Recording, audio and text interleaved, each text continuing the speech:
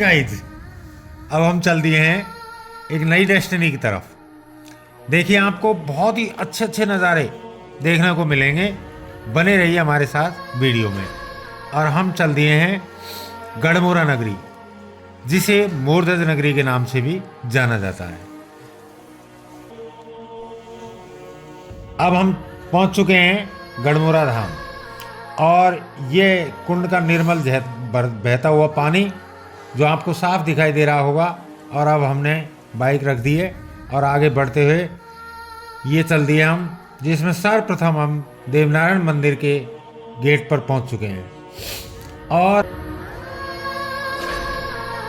ये जो भव्य नज़ारा दिखाई दे रहा है वो देवनारायण मंदिर का है। देखिए गाइज, वीडियो में बने रहिए। हम आपको एक एक चीज़ का विस्तृत वर्णन करेंगे और अंत तक वीडियो में एक रहस्यमयी बात और बताएंगे जो आज तक आपने सुनी नहीं होगी। ठीक है, आगे चलते हैं।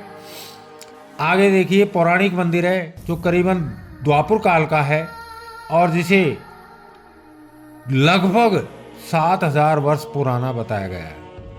तो ये देखने के बाद में हम पहुँचे इस मंदिर में, और मंदिर में काफ़ी चढ़ाई, काफ़ी कठिनाइयों का सामना करते हुए हम पहुंच चुके हैं मंदिर प्रांगण में।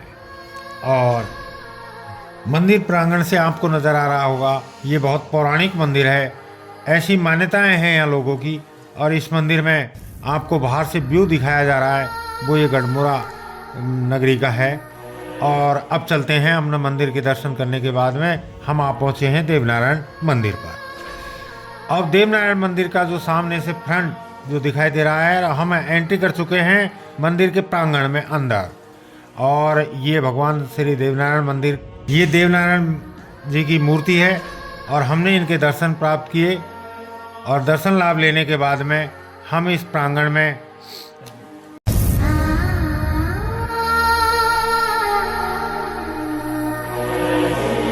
टहले और वापस निकलते हुए ये सामने जो कर्नल किरोड़ी सिंह जी की प्रतिमा लगी हुई है, इन्हीं के बगल में इनका पुस्तकालय बना हुआ है। और ये देखिए, हम पहुंच गए हैं अब कुंड पे, जो सरजीवन कुंड है। इसकी महिमा जितनी गाँव में उतनी कम है। इसकी विस्तृत व्याख्या मेरे अल्फाजों से मैं कर नहीं सकता, क्योंकि ऐसी मान्यताएं हैं कि इसे छोटी गंगा के रूप में भी मानते हैं लोग। और कई हमने इसका आनंद भी लिया, लुत्फ़ उठाया, स्नान भी किया। और स्नान करने के बाद में हमने इसमें तैराकी का भी प्रयास किया। और अब चलते हैं, हम आपको मोरध्वज नगरी में ले चलते हैं। और मोरध्वज नगरी में जाने के लिए सीढ़ियों का सहारा लिया जाता है, और सीढ़ियों से चढ़ते हुए हम मोरध्वज नगरी पर पहुंचेंगे। बहुत परेशानी में है, मेरा लाइक और फॉलो कर देना। और काफ़ी कठिनाइयाँ आ रही है चढ़ने में।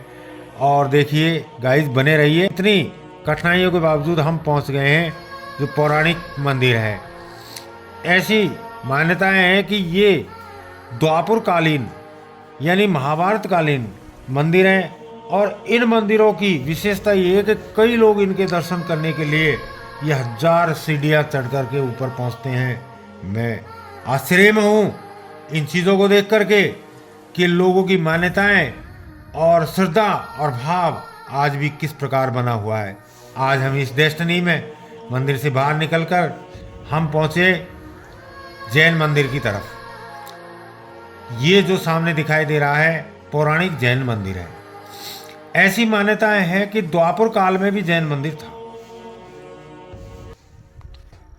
ये दिगंबर जी का जैन मंदिर है, जिसको बहुत ही सदियों से, यानी कि द्वापर युग में इसमें जैन मंदिर का होना इस बात का द्योतक भी है कि जैन परंपराएं बहुत प्रचलित में थी। ये भी आपको ध्यान में रखना होगा कि हिंदू संप्रदाय ही नहीं था, अर्थात द्वापर में इसकी उत्पत्ति है। तो इससे सिद्ध होता है कि द्वापर युग में भी जैन संप्रदाय मौजूद था। जैन मंदिर के पास में ये व्यू आप जो देख रहे हैं, ये जो नज़ारा है बहुत ही भव्य नज़ारा है, और इसकी कलाकृति मन मोह लेती है। और जैन मंदिर के पास जो ये बगल से जो दिखाई दे रही है वो गहरी खाई है, और इसमें हम इसको देखने के बाद हम आ गए आगे, जो पौराणिक महल है। पौराणिक महल में आपको एक अद्भुत नज़ारा दिखाई दे रहा होगा कि इसमें पिल्लरों की मोटाई इतनी थी कि हमारी दोनों भावों में नहीं मार रही थी। और इसको देखने के बाद हम जो असल महल की तरफ निकलते हैं, जो कि इसी के पास में है, और हमें ये दुर्गम रास्तों से निकलते हुए महल की तरफ जा रहे हैं। और काफ़ी परेशानियाँ, जो कठिनाइयाँ हमको आ रही है, उनका हम बयान नहीं कर सकते।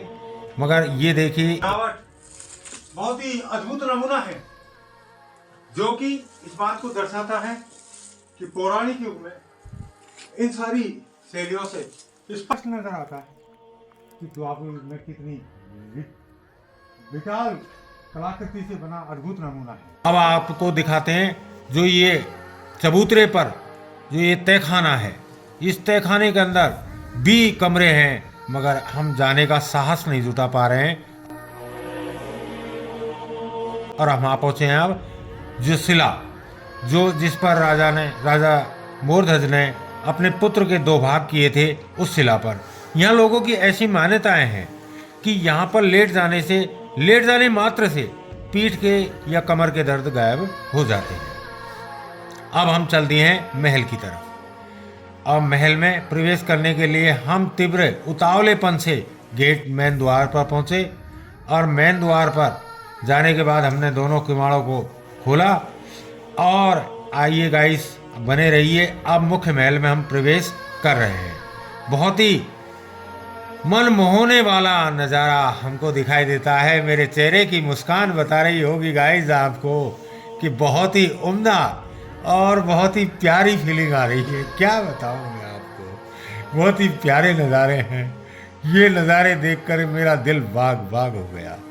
और मेरे साथ में जो भाई आशीष, जो भरसक मेहनत कर रहे हैं वीडियो बनाने की।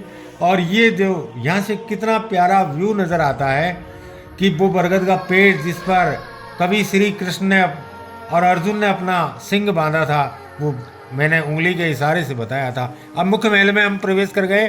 और मुख्य महल में जाते हुए आपको दिखाते हैं कि ऊपर जाने के लिए एक सीढ़ियों का सहारा लिया जाता है, ताकि हम हल्के हल्के कदमों से। और ये हम एंट्री कर चुके हैं मुख्य महल के 2nd मंजिल पर। अब 2nd मंजिल में ये वो गर्भगृह है जहाँ मतलब राजा ने अपने पुत्र के 2 हिस्से करके यहाँ रखा था। अब आ चुके हैं हम उससे बाहर 3री मंजिल पर चढ़ने के लिए, यानी ऊपर ही ऊपर टॉप फ्लोर। और यहाँ हम आपको बता रहे हैं गाइस, मिशन हुआ, इसके बारे में हम विस्तृत जानकारी दे चुके हैं।